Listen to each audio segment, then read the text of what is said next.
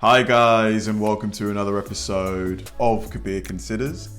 In this video, I'm going to react to 5 ways that British and American mail is very different.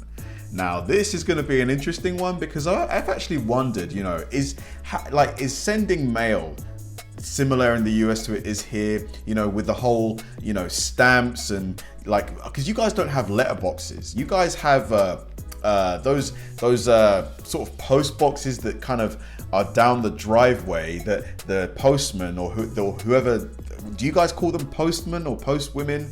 Like they open up your little post box thing, they put the letter in, whereas here they'll come right to your house and put the letter through the letterbox, unless it's like a huge package. I wonder, are there, some key differences here? Do you guys use stamps? Is it, what do your stamps look like? I've got a lot of questions. Lost in the Pond is probably the perfect channel for this video. He does a great job in sort of doing these America versus UK type comparisons. It's going to be a fun one. Let's do it. Physical mail has seen a steady decrease in volume and revenue ever since we first heard those 3 little words. You've got mail. To whom it may concern, I'm Lawrence and I'm on a quest to uncover all of the memos that Britain and America lost in the pond. And one of those memos pertains to memos. It is true what you said though, the Royal Mail is going through a tough time. People are sending less letters, the postmen are striking. It's just not looking good for mail in general here. With Christmas, not to mention one country's national election on the horizon, both countries' postal services are about to enter the busiest period of the year. But amid the ambience of cardboard, paper and broken vases, postal delivery is very different on either side of the pond. And I can already hear Uncle Toby, whose Christmas cards mysteriously get lost in the pond, typing something like, Americans say mail and Brits say post. I know that, but that ain't the half of it. Mail. Whether we're talking about the delivery system, the branding, or the size of your package, here are 5 ways British and American mail is very different. Postal jargon. Uncle Toby is not alone. I mean, he is alone in the sense that Aunt Sophia finally saw sense, but he's not alone in this. Much has been made of how Americans say mail and Brits say post. Yeah. In the 90s, this even extended to email when AOL users in America heard this. You've got mail. And British users heard this. You've got post. And yes, America Online briefly thrived in Britain because the 90s was... Yeah, AOL, I remember the good old days where if you wanted to use the internet, you'd have to, take out the phone lines so the phone wouldn't work. Oh man, nostalgia. An edgy time. All that aside, how do we account for the fact that mail is delivered by the US Postal Service and post is delivered by the Royal Mail? Easy. Yeah, Language weird, is complex. If it wasn't, you wouldn't have transatlantic variations such as the American zip code instead of the British postcode, or certified mail instead of recorded delivery, mail chute instead of letterbox, mailbox instead of postbox, shipping and handling instead of postage and packing, money order instead of postal order. Why do you guys call it shipping when oftentimes it doesn't go on a ship? Why is that? I'm guessing it probably used to go by ship and it just stayed, that language stayed. And mail carrier instead of postal worker. Mail carrier. Whether you call them public mailboxes, post office boxes, or pillar boxes, one thing remains the same. British and American boxes are different. In fact, the same is true of every country on Earth, particularly when it comes to one particular factor.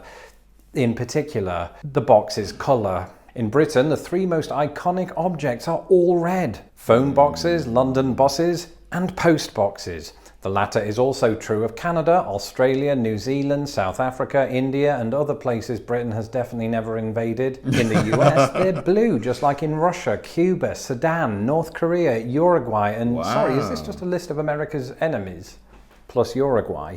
Either way, there's one other key difference between British and American mailboxes: their shape. British post boxes are more accurately described as pillar boxes, being as they are boxes shaped like pillars. This is a throwback to the Victorian age when the emphasis was on the ornate. I don't know if you guys have ever touched one of these, if you visited the UK. These things are bomb-proof, man. They are so solid. They probably weigh, it wouldn't surprise me if this thing weighs like 200 kilos, maybe even more. Like, it's just crazy how durable this thing is. By comparison, American boxes have a square perimeter, signifying once more America's commitment to rectangles. The only thing that puts paid to this are its rounded tops, something that's replicated in our next entry. Personal So mail much for boxes. outgoing mail. Both countries also feature their own methods for receiving it. And I've long been familiar with American residential mailboxes, mostly in the context of Kiefer Sutherland smashing them to pieces with a baseball bat. Of course, he also did that on screen in Stand By Me. But it turns out there's more to these contraptions than mailbox baseball. They can be found on the lawns of most houses across the United States, and it's where the mail carrier puts your envelopes. In Britain, residential post boxes are slightly different to this in that they largely don't exist, and that's because houses are usually equipped with letterboxes on the front door. And these were designed with two things in mind: to ensure that the post comes straight to your house, but also to allow dogs to chew it to pieces. Because I mean, don't you guys because your mailbox is far from your home and it can be opened by, can it be opened by anyone, or is there like a key on it? Because otherwise people could steal your mail, couldn't they? It's no wonder so many memos get lost in the pond. Britain and America can't even agree on the size of the envelopes. And this is due entirely to the fact that both countries adhere to different standards. Britain to the international standard, and America to the North American standard. Each standard has a plethora to choose from, but none of them exactly match those of their counterpart. For instance, both standards have a paper format called C5. The international dimensions for this are 162 by 229 millimeters. The North American dimensions, while close, are 165 by 241 millimeters. So slightly when you're in wider. either country, none of this is a big deal because the paper contents are shaped accordingly. But there are some significant differences to keep in mind when sending mail. In the US, the recipient's address goes front and center with the city, state, and zip code all on the same line. The return address also goes on the front, but in the top left corner. In Britain, the post office recommends writing the recipient's address in the lower left corner of the front and the return address on the back, under the words return address. Oh my God, I've never done that. I've never written the return address on a letter I've sent. Thanks for letting me know, Lawrence. That emphasis was for Uncle Tobe specifically. In each case, the city and postcode go on separate lines. The one constant is the position of stamps, which, surprise, surprise, don't look the same on either side of the pond. While both countries have a billion commemorative iterations featuring anybody from Rosa Parks to Ken Barlow, a bog-standard American stamp will usually feature the Stars and Stripes or a founding father. In Britain, our first and second class stamps are adorned with the Queen, except it's her from 1967, and for reference, that was 2 years before the inauguration of Richard Nixon and 15 years after her own coronation. The woman is immortal. It's going to be weird seeing King Charles's face on stamps now. You know, like, all my life it's been the Queen. Yeah, I guess it's going to happen. And money too. Like, eventually we're going to start seeing him on pound notes. None of us would be able to send or receive mail if it wasn't for the postal services themselves, because the fact remains, pigeons are rubbish. The agency in charge in the US is the United States Postal Service, or USPS, and notice I said agency. That's because USPS is an independent part of the executive branch of the federal government. However, this wasn't always the case. The origins of it can be traced back to the year 1775, when Benjamin Franklin became the nation's first ever Postmaster General. In 2006, his tenure became arguably the most appropriate stamp commemoration in the history of everything. Hold on, is Benjamin Franklin the president that's on the $100 note? Yeah, because I've heard there's a line in a song, it's all about the Benjamins, baby.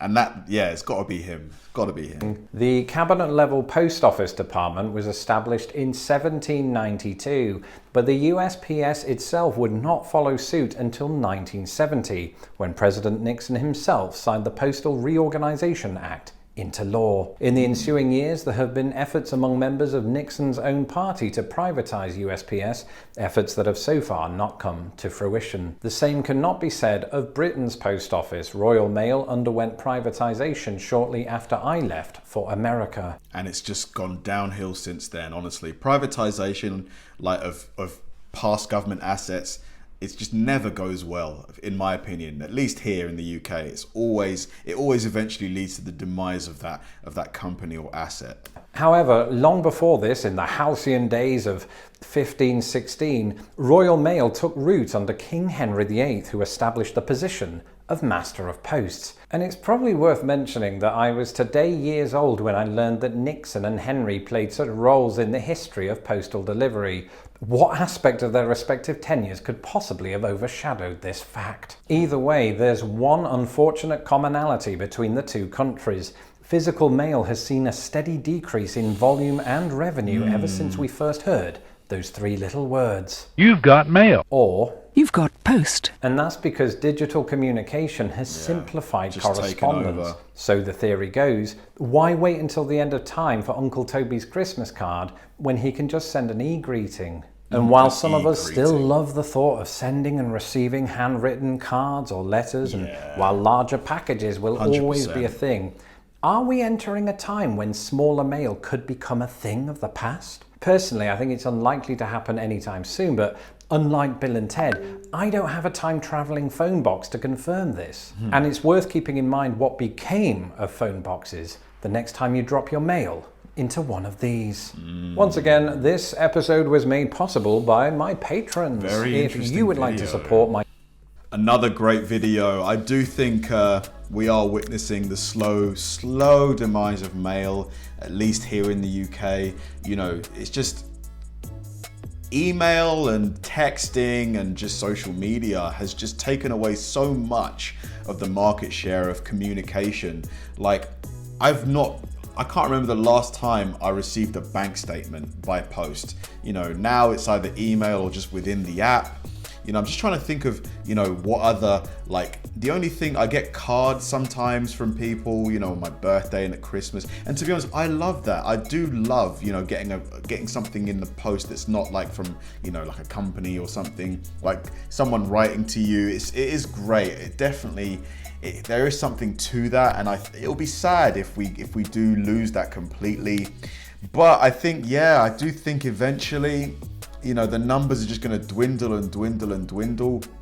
It's now reached the point where, you know, you're not even getting post delivered every day now, because there's currently a strike with the Royal Mail. The postmen and women don't feel like they're getting paid enough, and they're striking, so, you know, people aren't getting any mail at all. And it's just it's sad to see, you know, like definitely since the privatization of the Royal Mail, since the government sold it off, the Royal Mail has just been on the decline. And unless it's taken back in, unless it's you know, reacquired by the government, unless it's, you know, unless something major happens, I just think, yeah, post in general, I think it's on its way out. Let me know what you guys think. Thanks for watching, guys, and I'll see you in the next one.